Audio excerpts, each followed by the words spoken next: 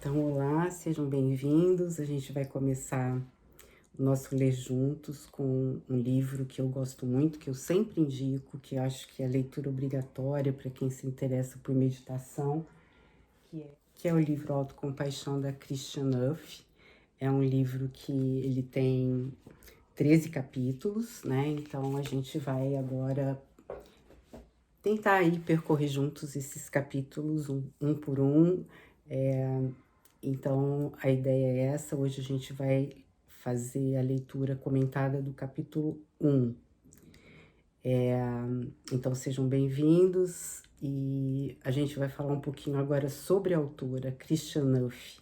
A Christiane Neff, ela tem PhD em Desenvolvimento Moral pela Universidade da Califórnia. Ela também é professora de Psicologia Educacional na Universidade do Texas. Ela é praticante budista e ela é pioneira nos estudos da autocompaixão. Ela está há 20 anos pesquisando sobre isso, então não é nenhuma novata, e esse livro dela foi um tremendo sucesso. Ela foi muito feliz na escrita desse livro, traduzido em todas as línguas, e que vem sendo todo ano, né, superado em número de vendas, porque justamente é um livro que aborda questões práticas. Tem até uma curiosidade desse livro, né, porque embora a Christiane Neff ela tenha uma formação acadêmica, né, a história desse livro é bem curiosa. Ela até conta um pouco no livro que o marido dela, que não é acadêmico, sugeriu que ela fizesse um livro de um tema tão humano, tão útil para todo mundo, que não tivesse aquela rigorosidade da leitura acadêmica, que muitas vezes fica amarrada, fica difícil de entender, né? E ela, então, esse livro é todo permeado por histórias de vida dela própria, por exemplos muito práticos, embora ele tenha uma consistência muito grande do ponto de vista acadêmico, porque todas as fundamentações teóricas estão embutidas nos exemplos que ela dá, nas pesquisas que ela traz, nos estudos que ela se referencia, né?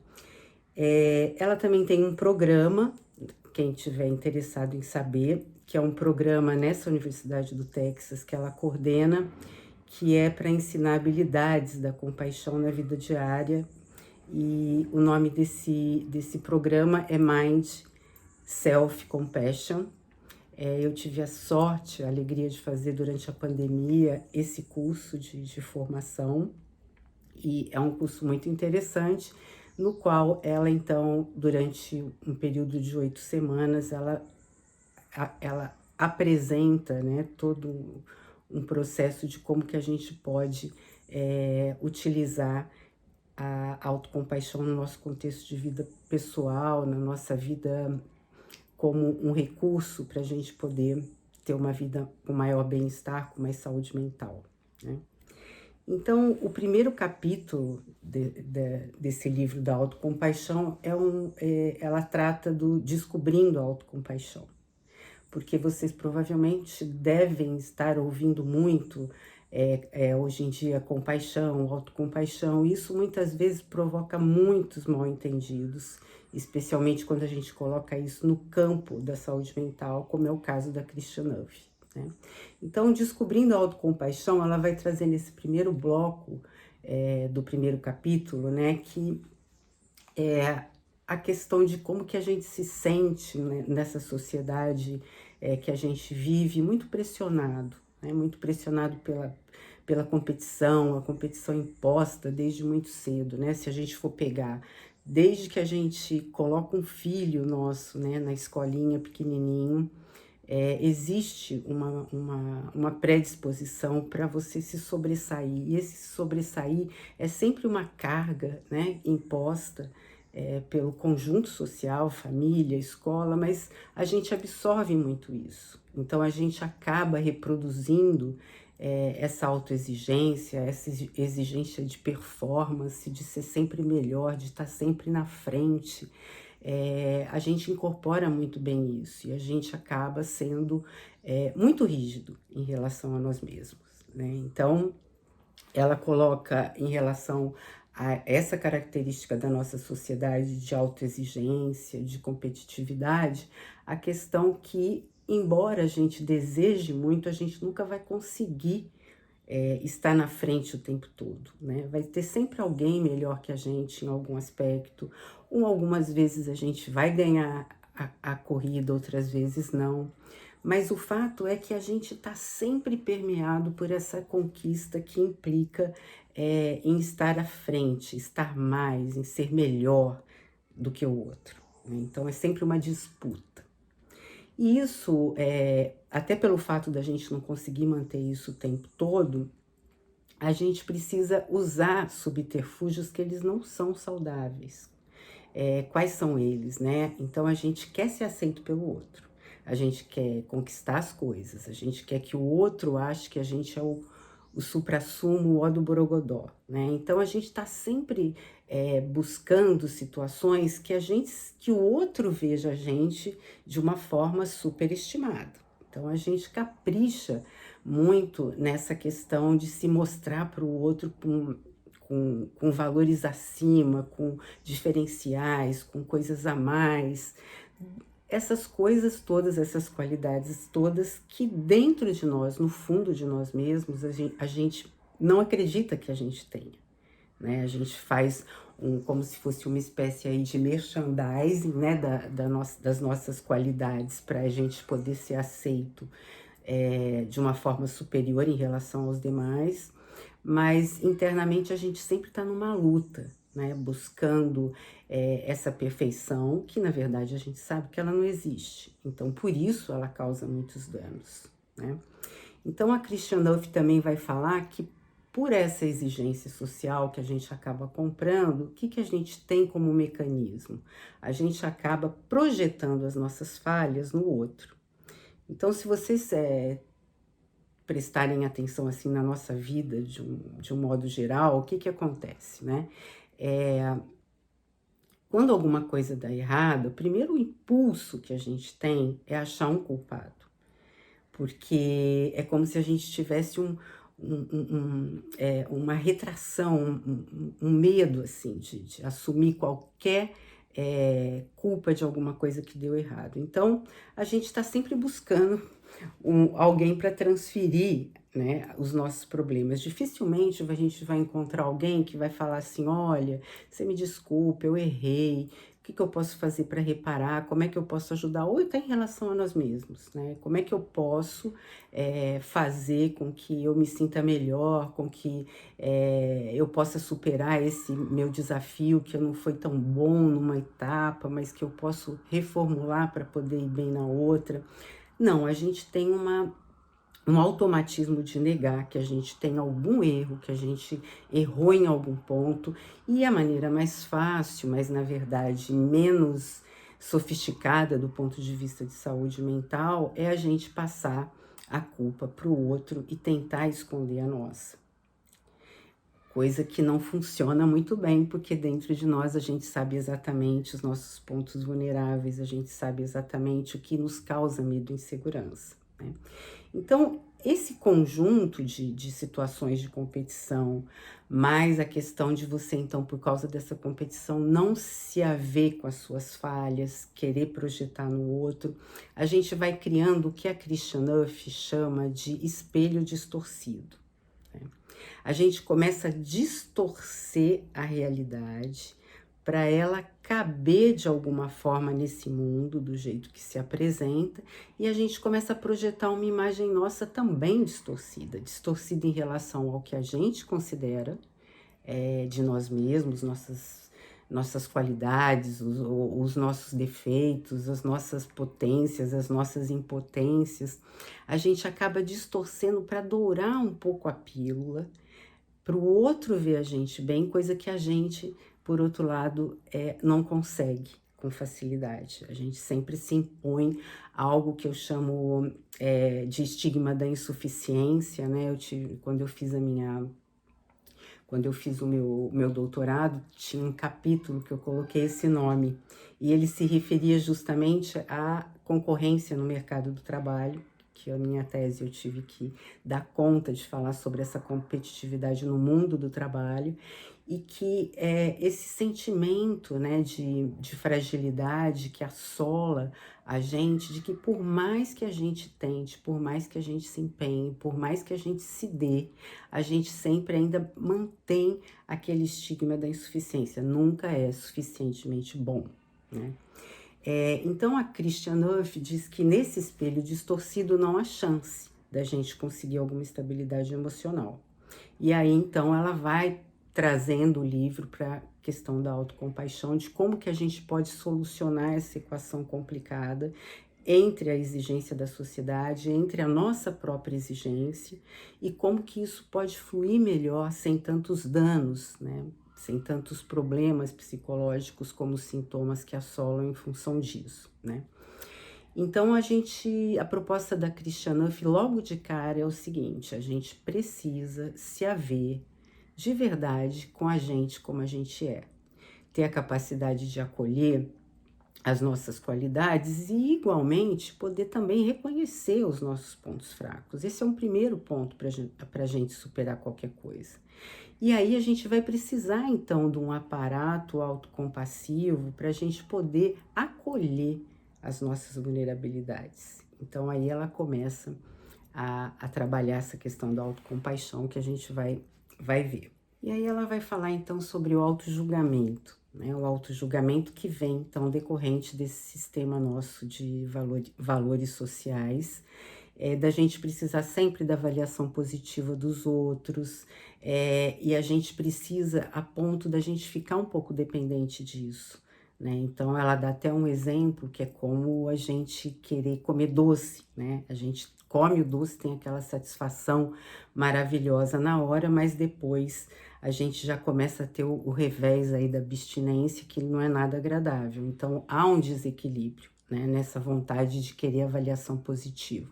E se a gente for pensar, a gente pode ver isso muito através hoje das mídias sociais, né? Se a gente pensar que cada um tem o seu canal de televisão, eu mesma estou aqui fazendo esse contato com vocês através de um veículo, né, da internet, mas o fato é que como as pessoas usam a internet para elas terem esse aceite da sociedade, né? Então, geralmente, essa hiper exposição e essa vontade de se mostrar muito para o outro e para ter, você é demais, né? Acaba que se torna, né, principalmente na sociedade contemporânea, algo muito presente que afeta a todos nós, né? Então a gente age para ser aceito pelo outro.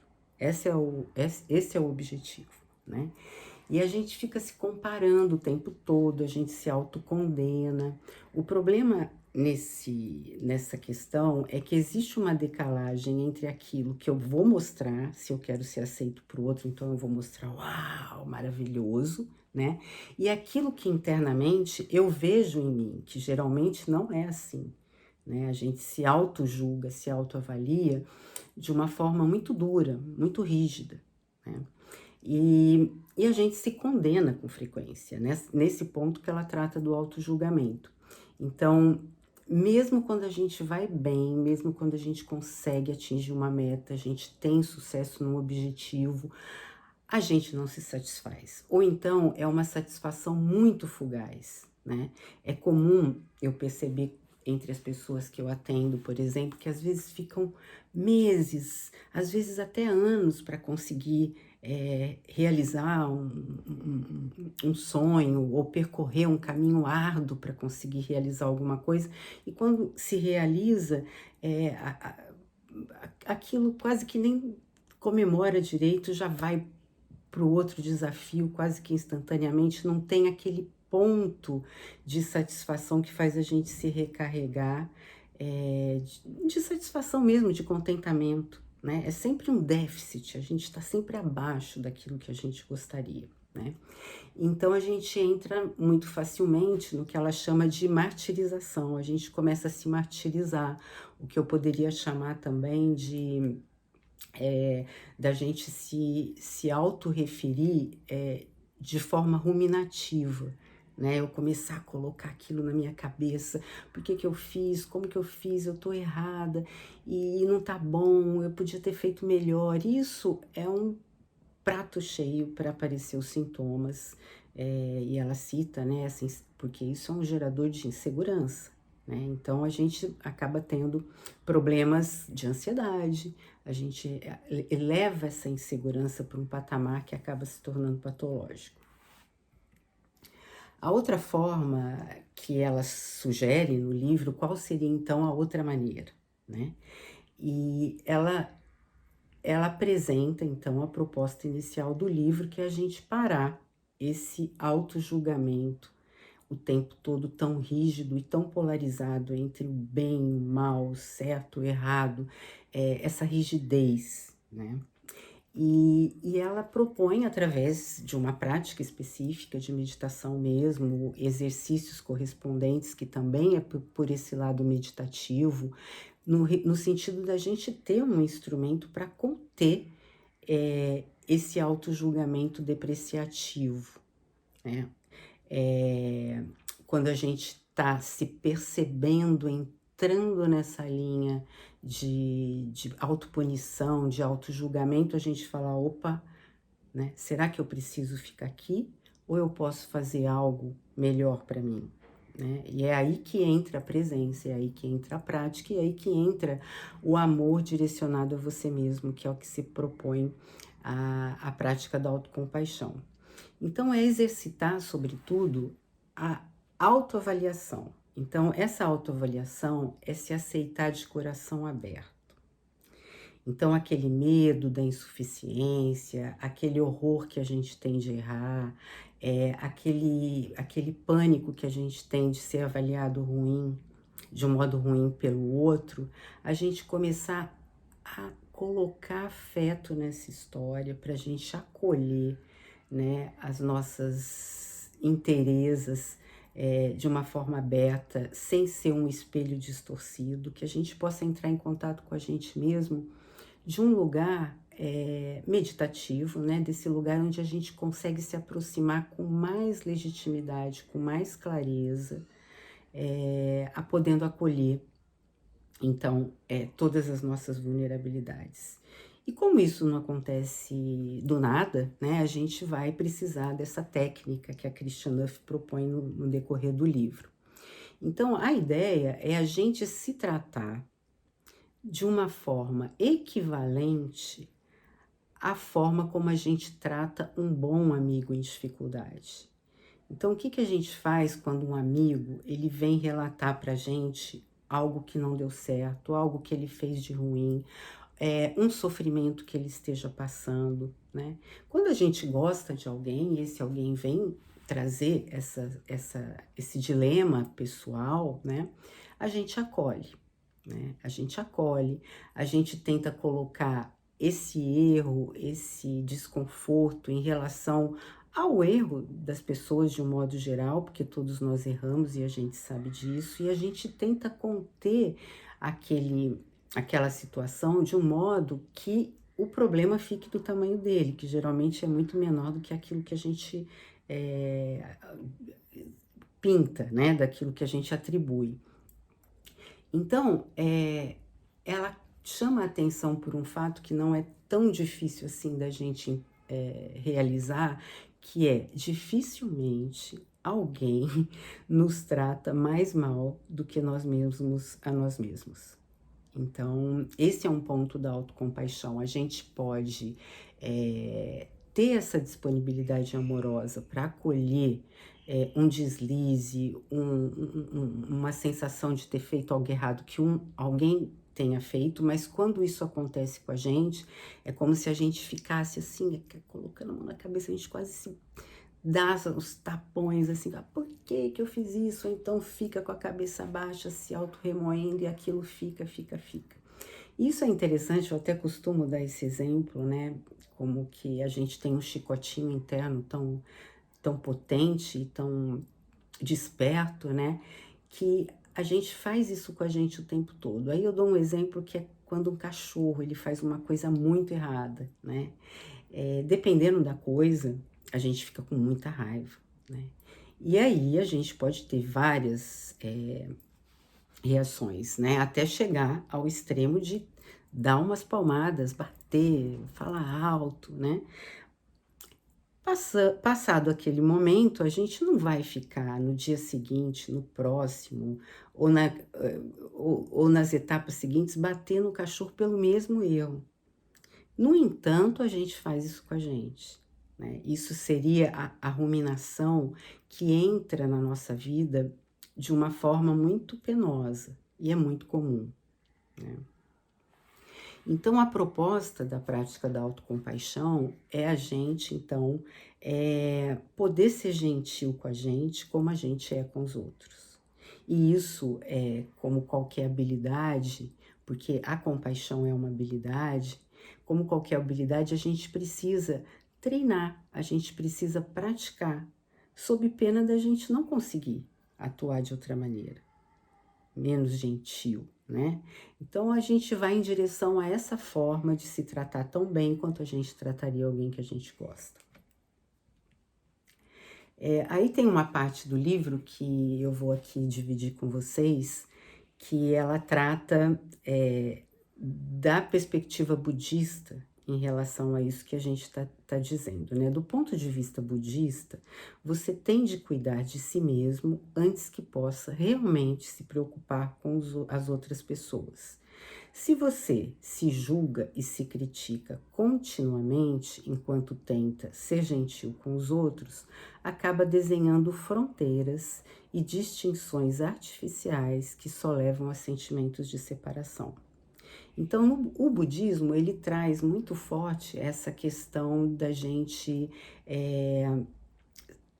precisar desenvolver a habilidade da gentileza através de uma prática específica. E isso os budistas sempre fizeram, né? Então, a gente até tem no budismo essa experiência na qual a gente se inspirou para fazer os estudos de meditação.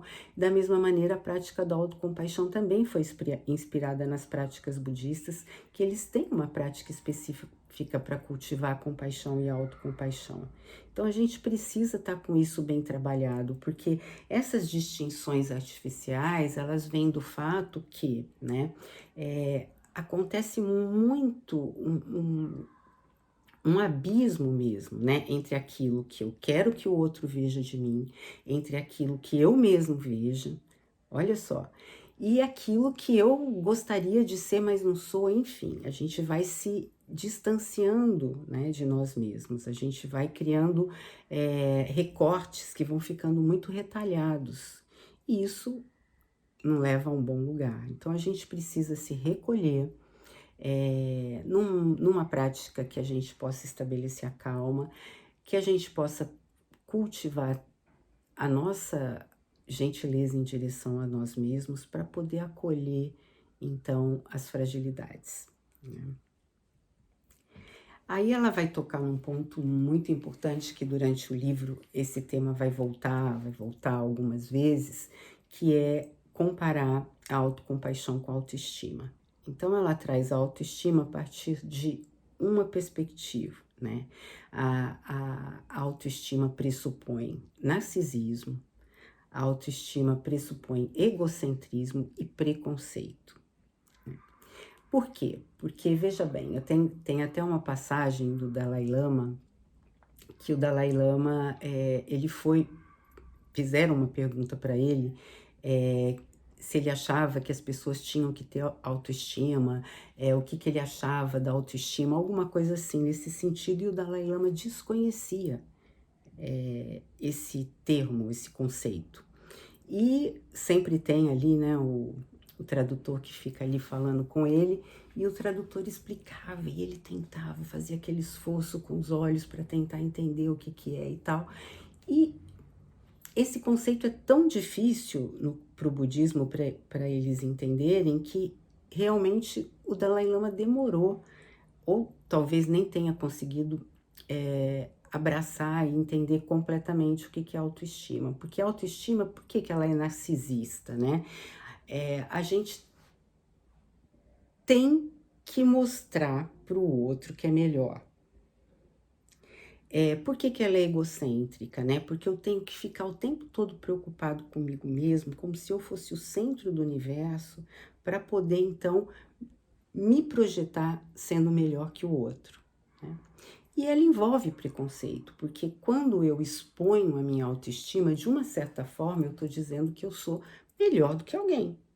Então, eu tenho que estabelecer uma superioridade em relação ao outro, e isso não é uma coisa gentil, nem com a gente, nem com o outro, nem de uma forma geral. Então, a autocompaixão, diferente da autoestima, ela protege a gente pelo viés amoroso. Então, ela parte do princípio que todos nós temos as nossas fragilidades. E por quê? As nossas vulnerabilidades, o fato da gente errar, a Christian Nuff fala muito também do fato de que nós temos em comum, como ser humano, ver a realidade de forma distorcida. E o fato, então, da gente ver a realidade de forma distorcida faz com que a gente cometa muitos enganos. E isso é uma condição comum de todos nós. Então, se a gente erra aqui, a gente tem que entender que a gente tem que abraçar essa experiência para poder, em uma outra situação, usar essa experiência para poder superar alguns desafios, né? Ao passo que, se eu deixo de ser gentil comigo mesmo, e se eu deixo de agir com autocompaixão, eu me torno muito crítico. E me tornando muito crítico, necessariamente eu vou ter problemas de insatisfação, problemas às vezes até de sintomas mais graves. Então a ideia da compaixão é a gente direcionar a nós mesmos aquele amor, aquela gentileza, aquela compreensão, aquela tolerância que a gente dirige ao outro, a alguma pessoa que a gente gosta. Então ela vai aprofundando na compaixão como um conceito, né? Um conceito novo no sentido da perspectiva, que na perspectiva da Christian Nuff é uma forma da gente conquistar a saúde mental. Então, a gente deve cultivar isso de alguma maneira. E ela dá o exemplo de compaixão para a gente poder abraçar juntos essa ideia de quando a gente está numa cena até muito comum, a gente está no trânsito e alguém para querer lavar o vidro do carro, né? E ali naquela confusão você não quer que a pessoa lave e você fica meio que num misto de raiva quando ela não atende, né? Que você não quer, ou então você fica com uma culpa porque você ficou com raiva da pessoa, então é uma coisa confusa, né? E aí um belo dia você passa por essa mesma pessoa e você tá, por alguma razão, brota uma compaixão, né? E aí você fica imaginando o sofrimento daquela pessoa, né? Então você se liga a outra pessoa por esse viés comum que une todos nós, que é o sofrimento. Então você começa a ver, a fazer suposições da dificuldade que aquela pessoa está para estar fazendo aquilo naquele lugar, enquanto você está ali no seu carro, e então brota uma vontade de alguma maneira de você aliviar o sofrimento daquela pessoa. Então isso é quando a compaixão acontece, né? A gente é tocado de coração para coração e a gente então tem uma vontade de fazer alguma coisa. Às vezes, não necessariamente nesse caso específico, é a gente dar um dinheiro, né? Mas a gente se conectar com a pessoa, pode ser um sorriso, pode ser um sinal, assim, de torcida para que ela fique bem, uma troca que alimente o amor na direção daquela pessoa, para que de alguma maneira, naquele momento, você possa ter aliviado alguma coisa. Isso dá uma satisfação muito boa, quando a gente consegue, né? E muita gente pode se perguntar assim, mas o que eu ganho, né? Desenvolvendo então essa habilidade da compaixão. O que os estudos todos demonstram no campo da meditação, dessa linhagem, digamos assim, da loving kindness, é que nada dá mais satisfação do que a gente poder contribuir para aliviar o sofrimento de alguém. Então, isso é medido de várias maneiras, especialmente pela neurociência, né? Que quando eles colocam essa situação e eles começam a verificar, a gente é tomado por uma alegria que ela se estabelece assim de corpo inteiro, né? Quando a gente consegue finalmente acessar alguém pelo amor para aliviar o sofrimento e agir na direção daquela pessoa. Que o coração duro, você querer ser durão ou querer ser melhor que o outro, isso daí não deixa ninguém mais feliz. Pelo contrário, né? Então, é maravilhoso quando o coração da gente, então, se abre em compaixão. E isso, segundo a ciência, o que faz até o Richard Davidson, que é um outro autor que eu sempre trago, que ele é um neurocientista mais célebre que a gente tem atualmente, e ele estuda também esses sinais através dos estudos neurocientíficos, e ele é responsável pela afirmação de que a base de um cérebro saudável é a bondade. Então, a gente tem muito a ganhar em cultivar a compaixão. A gente tem a ganhar a satisfação, a gente tem a ganhar o contentamento, a gente tem a ganhar de lidar com a vida, com as situações, com as pessoas, de modo a se aproximar mais dessa felicidade genuína, né? Então, a compaixão, ela também tem uma característica que ela não tá assim, eu ver o sofrimento de alguém e querer ajudar essa pessoa a aliviar o sofrimento, também precisa estar livre de um julgamento moral, né? Quando eu falo julgamento moral, vamos pegar a mesma história lá do rapaz que foi lavar o vidro do carro, né? Eu posso fazer um julgamento moral dizendo para mim mesmo, mas se eu der o dinheiro para ele, ele vai comprar droga, porque esse menino tem cara de drogado, né? Ou então, se ele quisesse mesmo trabalhar, ele estaria trabalhando, então eu endureci meu coração, eu não vou ajudar.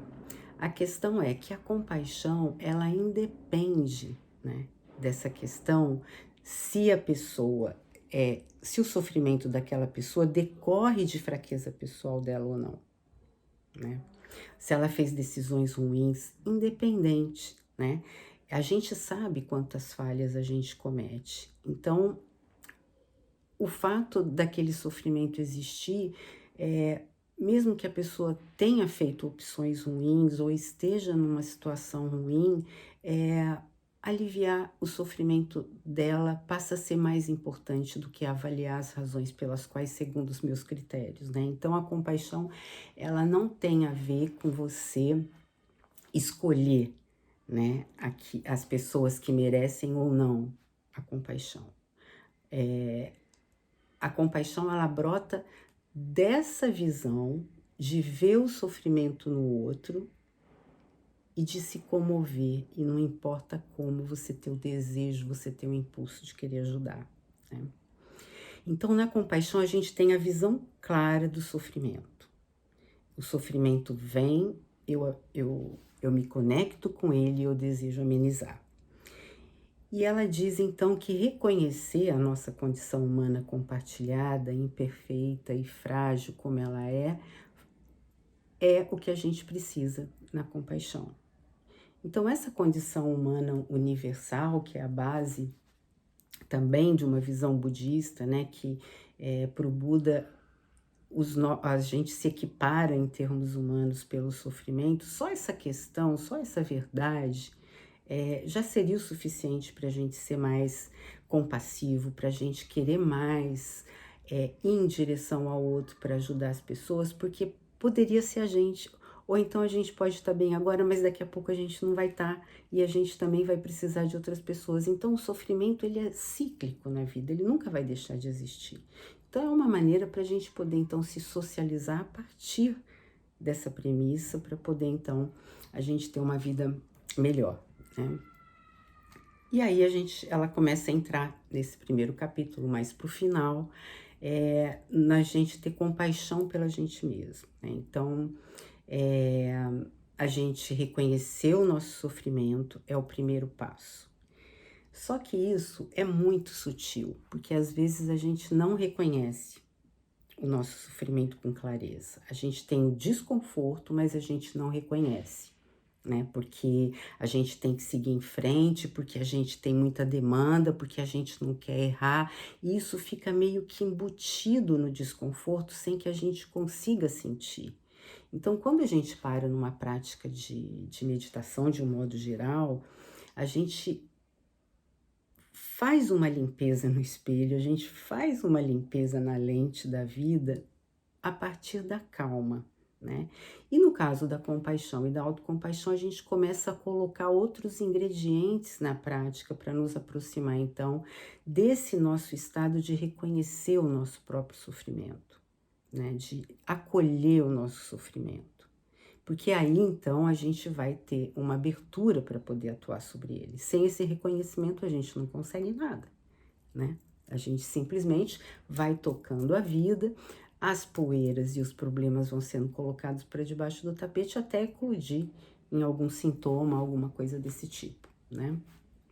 Então, é, essa questão da autopunição, a gente começar a ter a autopunição do sentido de raiva da gente mesmo quando a gente erra, né? Quando a gente erra e a gente começa a se atacar, né?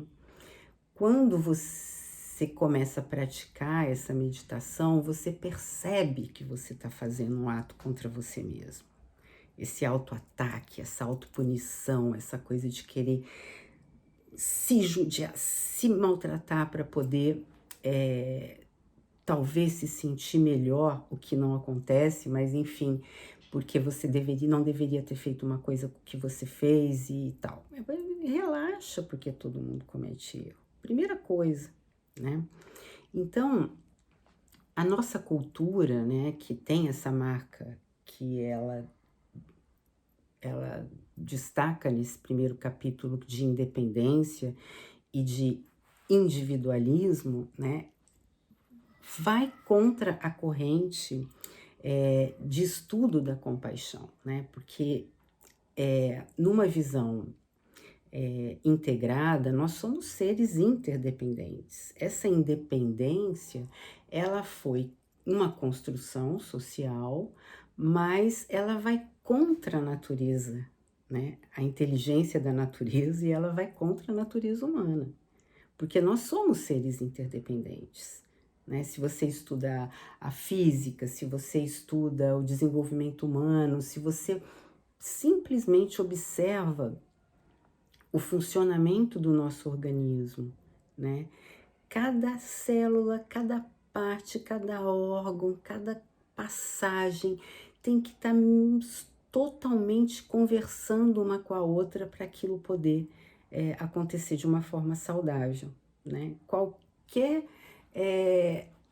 egoísmo no nosso sistema físico mesmo, né? Isso daí já significa uma doença, né? Se uma célula resolve se independizar das outras, pronto, a gente tem um problema sério de saúde. Então, toda a natureza e todos os estudos apontam para esse mesmo princípio, que o ser humano é interdependente. Então, que agir de forma totalmente individualista e independente é uma coisa que vai dar problema. E a gente precisa encontrar meios de combater isso, né? Aí ela vai tocar num ponto que também não é tão difícil da gente imaginar, que tem muita resistência com esse conceito da autocompaixão dentro, inclusive, do contexto que a Kristina Neff traz, que é o contexto acadêmico, que é um contexto de saúde mental, que é uma transposição e uma nova forma de ver saúde mental pelo viés da autocompaixão, porque a autocompaixão, primeiro que tanto a palavra compaixão, né, quanto o conceito de autocompaixão, ele carrega uma série de de confusões que as pessoas fazem no senso comum, então que ela se ocupa logo de cara nesse primeiro capítulo a tentar trazer esses mal-entendidos. Um deles é que autocompaixão seria autopiedade, né? E não é, né? Não é, porque autopiedade seria você conservar que você é culpado, que você está se punindo, né? E que então você merece que o outro, né, venha em sua direção para te acalentar, né? Ou então que a autocompaixão é uma autoindulgência, ou então uma autocomplacência, ou seja, eu vou aceitar com facilidade meus próprios erros, eu vou me tornar, então, autocomplacente, né? Vou passar a mão na minha própria cabeça, né? Mas, na verdade, ela deixa claro que não é isso, né? A autocompaixão justamente envolve a gente querer saúde e bem-estar para si próprio. Só isso. Não tem grandes outras coisas, não envolve as vaidades, os egos. Não, a gente só quer estar bem, né? Acolher com gentileza e ruminar, por exemplo, a autocrítica é disfuncional, né? Se eu ficar remoendo o tempo todo o que eu fiz de errado, me auto-julgando, isso daí, se valesse a pena, se levasse para algum ponto, ok, mas na maioria das vezes eu fico parada nesse círculo de autopunição e eu não saio do lugar. Pelo contrário, né? Eu afundo mais para baixo e para o escuro. Eu vou limitando, diminuindo o meu campo de visão, né? Então, na autocompaixão, ao invés de eu me condenar, eu vou usar a experiência do que não deu certo, me dando compaixão para ali eu poder entender amorosamente onde foi que eu errei, né? Acolher, poder fazer uma leitura íntima, uma leitura realmente honesta daquela fragilidade, e então eu poder reformular a partir daí maneiras melhor de agir naquela mesma situação. Isso é saudável, né? Isso é funcional, né? Ao contrário da ruminação, que eu fico ali me remoendo pela mesma culpa, que é totalmente disfuncional, né? E para isso eu preciso acalmar. Aí a gente entra na questão da meditação específica da autocompaixão, né? Para eu poder ter essa disposição de acolher e de fazer, então, essa meditação rumo a comportamentos mais funcionais, eu preciso saber acalmar minha mente agitada, porque numa mente agitada a gente não consegue ver nada, né? O espelho realmente fica totalmente distorcido. E cultivar estados emocionais positivos e perceber que quando eu erro, eu posso direcionar, ao invés da ruminação, eu posso buscar pontos de superação que vai me levar à alegria, né? Então, tem uma característica interessante que eu gostaria de compartilhar com vocês, é que diz respeito à regulação da emoção, capacidade da meditação, de um modo geral, de regular a emoção, né?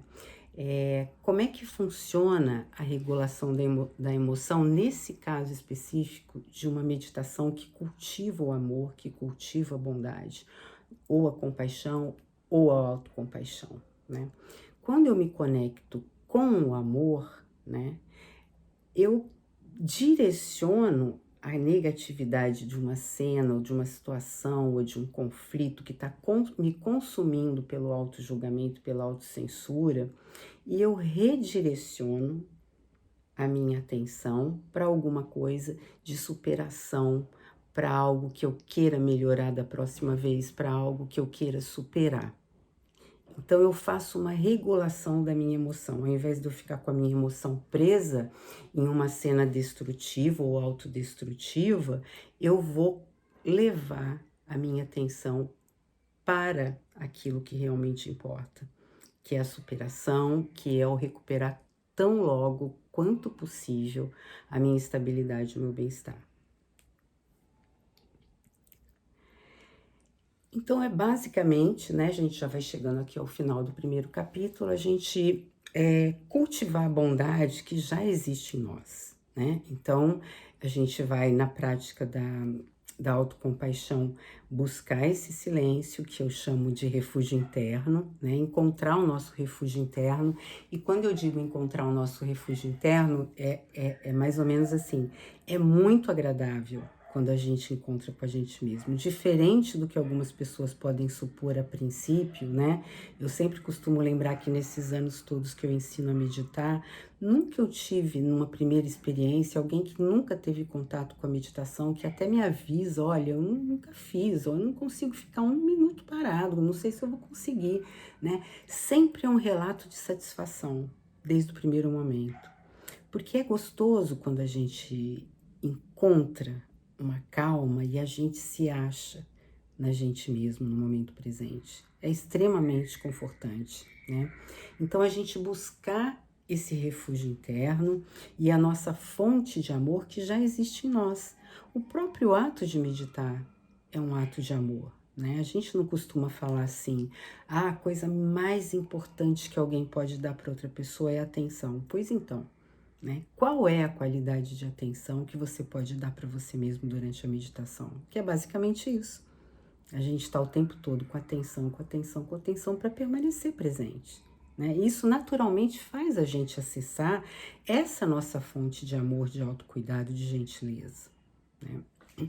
Então, reconhecer, né, a nossa natureza compartilhada, que é essa condição humana imperfeita, né, que no próprio livro ela vai tratar isso mais à frente, com mais detalhes, mas o fato de todos nós vermos a realidade de forma distorcida.